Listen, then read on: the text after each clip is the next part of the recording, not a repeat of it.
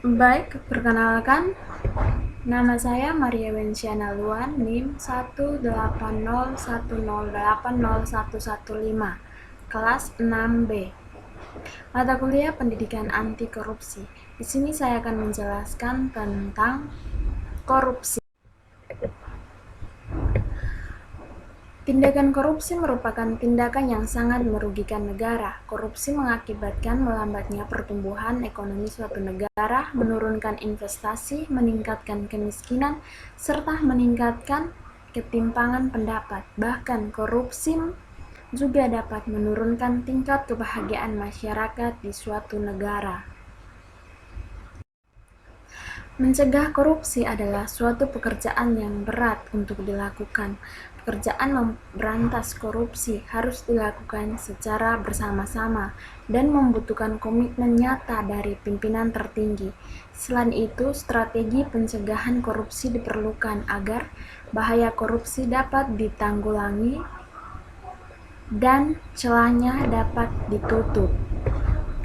Kecenderungan orang melakukan korupsi terjadi ketika ada motif rasionalisasi yang berasal dari masing-masing individu dan ada kesempatan yang berkaitan dengan sistem yang memiliki celah korupsi. Di sini ada cara-cara agar kita memperbaiki atau mencegah diri dari tindakan korupsi. Yang pertama, atur cash flow. Jika cash flow sehat, keuangan sehat, maka kita pun jadi tidak ingin melakukan tindakan yang merugikan orang lain seperti korupsi. Yang kedua, bayar utang dengan disiplin.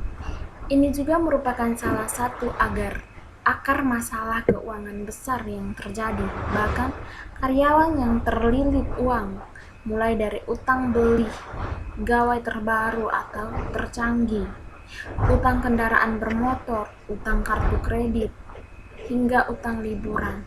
Bahkan tindakan korupsi terjadi lantaran si pelaku terlilit utang.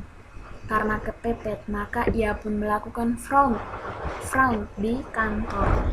Jadi mari kita mencegah korupsi dari diri kita sendiri, mulai dari bijak dalam berutang dan kemudian disiplin dalam pembayarannya. Yang ketiga, bangun aset efektif. Aset efektif yang dapat memberikan pendapat pasif dapat membantu memperlancar cash flow. Jadi, jika memang sudah mampu, coba bangun aset aktif kita sendiri karena hal ini juga bisa menjadi satu tindakan untuk mencegah korupsi dari kita sendiri.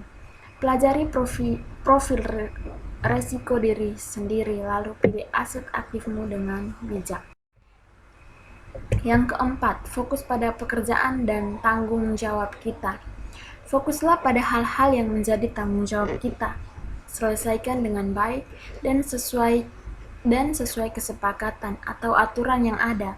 Ini merupakan salah satu hal yang paling pertama bisa kita lakukan untuk mencegah korupsi diri kita sendiri. Selalu ingat bahwa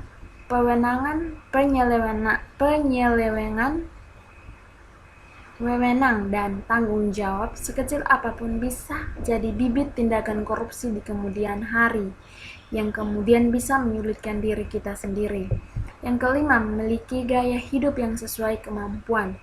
Jangan terlalu banyak membandingkan diri dengan orang lain. Orang lain usia 20-an sudah jadi rektor, sudah berprestasi ini itu, sedangkan diri kita sendiri apa? Jangan pernah berpikir seperti itu. Ingat bahwa Barack Obama mulai jadi presiden di usia 40-an dan Trump di usia 70-an. Masing-masing orang punya timeline sendiri-sendiri. Setiap orang menjalani kehidupan yang perjuangannya tidak sama, jadi tidak bisa dibandingkan. Tidak usah banyak gaya. Sesuaikan saja dengan kemampuan kita, apa adanya kita. Kalau bisa mensugesti hal ini pada diri sendiri, sepertinya ini akan menjadi langkah paling efektif untuk mencegah korupsi. Jadi siap untuk mencegah korupsi dimulai dari diri sendiri. Good luck. Sekian dan terima kasih. Berkelahi melawan korupsi, tunaikan janji, wakafkan diri.